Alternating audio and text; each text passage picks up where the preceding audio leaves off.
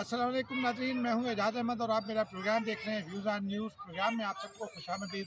नाज़रीन, आज बात होगी OIC कॉन्फ्रेंस और दरपेश चैलेंजेस के हवाले से। जैसे कि आप सब जानते हैं कि कल OIC कॉन्फ्रेंस हो रही है। कल सुबह 11:30 बजे शुरू होना है। इफ्तिताई इजलास से वज़ीर-ए-आज़म इमरान खान भी खिताब करेंगे। सऊदी अरब के वज़ीर ख़ारजा आज रात पाकिस्तान पहुँच रहे हैं। बाकी मुल्कों के वज़राए ख़ारजा और उनके वफ़ूद की आमद शुरू हो चुकी है। लेकिन नाज़रीन, यहाँ देखने की ये ज़रूरत है कि चैलेंजेस क्या दरपेश हैं। हमने इस हवाले से कुछ लोगों से बात की। बहुत बड़े चैलेंजेस दरपेश हैं। एक तो पाकिस्तान को सबसे बड़ा ख़तरा है, क्योंकि अफ़गानिस्तान में एक तरह से क़ैद साली की सूरत-ए-हाल पैदा हो रही है। बारिशें यहाँ भी नहीं हो रही, वहाँ भी नहीं हो रही। ग़िज़ाई जो इजलास थी वो अफ़गानिस्तान में करीबुल ख़त्म है। अफ़गानिस्तान में बैंकिंग चैनल्स कोलैप्स हो चुके हैं।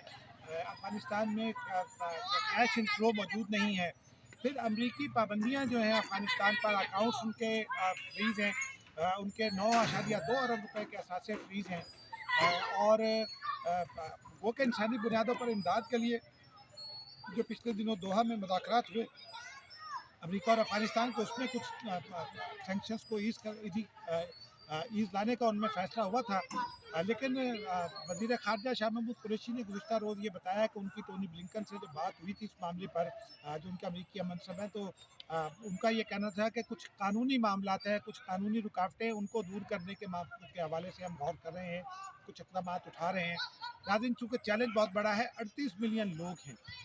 38 मिलियन लोग, और UNDP ये कहती है, मैं और आप नहीं कहते, पाकिस्तान नहीं कहता, UNDP ये कहती है कि अगर फौरी तौर पर इमदाद नहीं शुरू की गई तो अगले साल के वस्त तक अफ़गानिस्तान के 97% लोग सतह गुर्बत से नीचे चले जाएंगे। आप सोचिए कि 38 मिलियन में से अगर 97% उनका सतह गुर्बत से नीचे चला जाता है तो उसका इम्पैक्ट क्या होगा।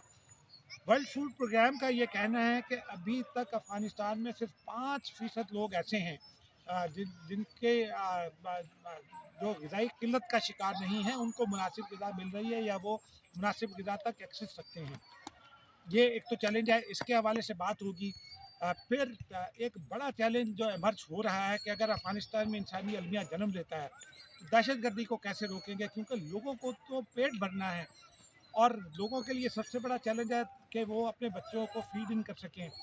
अगर लीगल चैनल से नहीं आ पाती इमदाद तो फिर वो गैर कानूनी चैनल देखेंगे, और उसके लिए सबसे बड़ी उनके पास जो ऑप्शन होगी वो दाइश जैसे दहशतगर्द ग्रुप्स जो हैं उनकी वहाँ अफ़गानिस्तान में मौजूदगी जो है वो होगी, मौजूदगी है, उनके फुटप्रिंट्स मौजूद है, वो इस सूरत हाल से फ़ायदा उठा सकते हैं। तो ये नाज़रीन वो चैलेंजेस हैं जो पाकिस्तान को भी दरपेश हैं, आलमी सतह पर भी दरपेश हैं। मुस्लिम ममालिक के हवाले से पाकिस्तान ये समझता है, मेरी कुछ लोगों से बात हुई इस पर, कि पाकिस्तान ये चाहता है और ये समझता है कि OIC एक अहम रोल प्ले कर सकती है। मसलन एक तो अफ़गानिस्तान के लिए इमदाद को चैनलाइज़ करना है, वो OIC करेगी तो ज़्यादा बेहतर अंदाज में करेगी। अफ़गानिस्तान के अंदर इमदाद की तक़सीम का कोई निज़ाम नहीं है, वो हो सकता है उससे। लेकिन जो सबसे बड़ा काम है, अगर 52 ममालिक की नुमाइंदा तंजीम OIC अमेरिका के साथ बात करेगी तो उसी से मामला जो है वो हल होने का इम्कान हो सकता है, अमेरिका को समझाया जा सकता है। P5 ममालिक को भी इसलिए बुलाया है कि अफ़गान और P5 ममालिक को, अफ़गान वफ़द और P5 ममालिक को आमने सामने बिठाया जाए और वो फिर एक दूसरे के साथ बात करें और मामला हल की जानिब जाए।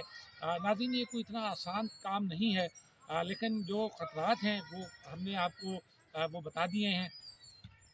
फिर बैंकिंग निज़ाम की अदम मौजूदगी में स्पेशल व्हीकल अरेंजमेंट एक टर्म इस्तेमाल होती है, वो करने की ज़रूरत है ताकि फ़ौरी तौर पर कुछ कैश इनफ्लो हो सके अफ़गानिस्तान के अंदर, अफ़गानिस्तान में पेट्रोल आ सके, अफ़गानिस्तान में ग़िज़ाई अजनास आ सकें।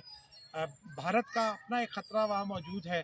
भारत ने हालांकि ऐलान किया था, पाकिस्तान ने उसका एक मैकेनिज़्म भी बना दिया, लेकिन वो इमदाद भी अभी तक शुरू नहीं हो सकी। तो ये तमाम चैलेंजेस जो हैं वो कल OIC में डिस्कस होंगे। OIC का वो जो फॉरेन मिनिस्टर्स कॉन्फ्रेंस है वो क्या रिकमेंडेटरी है, लेकिन इस वक्त ये गैर मामूली इजलास है, तो उसमें सबसे अहम नुकता यही है कि जो वज़राए ख़ारजा या डेलीगेशन आ रहे हैं वो कॉन्सेंट लेकर आ रहे हैं अपनी हुकूमतों की, तो जो प्लेजेस आएंगे या जो भी वादे वईद होंगे उनके ऊपर अमल दरामद भी हो सकेगा। अमल दरामद कैसे होगा उसकी राह निकाली जाएगी। नाज़रीन, ये सूरत हाल है। अफ़गानिस्तान पर होने वाली इस कॉन्फ्रेंस के लिए इस्लामाबाद में इंतजामात बहुत मुकम्मल कर लिए गए हैं।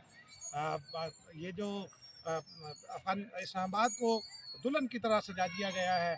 सिक्योरिटी के अरेंजमेंट किए जा रहे हैं। गो के कराची में धमाका हुआ, उसका एक मनफी असर ज़रूर पड़ सकता है, लेकिन इस्लामाबाद में इस हद तक सिक्योरिटी कर दी गई है कि मीडिया का दफ्तर खारजा तक एक्सेस भी बंद हो गया है। तो नाज़रीन, ये मामलात हैं।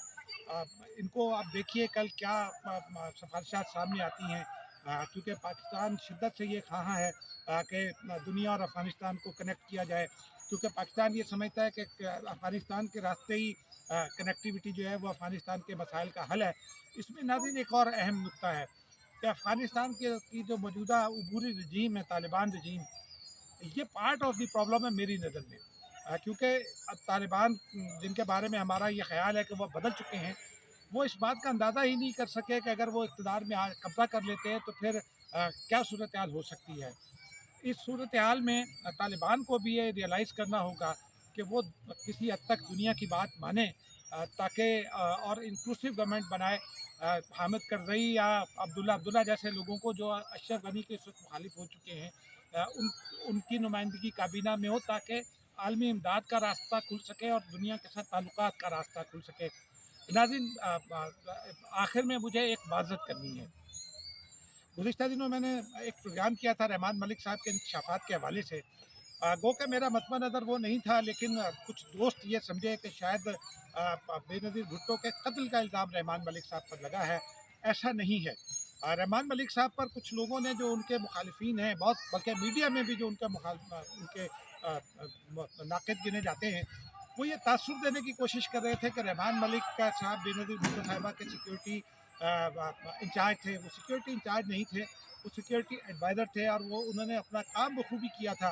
क्योंकि मैं ज़ाती तौर पर गवाह हूँ उनकी ख़त किताबत का। फिर जब एक कॉल उनको आई लियाकत बाग से, उस रोज़ जल्द से 28 दिसंबर के रोज़ ही, तो उन्होंने फ़ौरी तौर पर रब्ता किया उस वक्त के वज़ीर दाखिला से कि वहाँ जैमर्स क्यों नहीं काम कर रहे। बेनज़ीर भुट्टो की वापसी का जो रास्ता था, वो भी उन पर इल्ज़ाम आयद होता है, लेकिन वो किसी और ने वो रास्ता बंद कराया था, रहमान मलिक साहब ने नहीं कराया था। फिर ये भी तासुर था कि वो वहाँ से छोड़कर भाग गए और जरदारी हाउस आ गए। ऐसा नहीं था। ज़ाहिर सी बात है, वो एक अफरा तफरी की सिचुएशन थी, और जनरल तौक़ीर ज़िया जो रहमान मलिक साहब के साथ थे, उन्होंने खुद ये बताया था कि पुलिस ने उनसे कहा कि गाड़ी को वापस ले जाए, बेनज़ीर भुट्टो साहिबा दूसरे रास्ते से निकल गई हैं।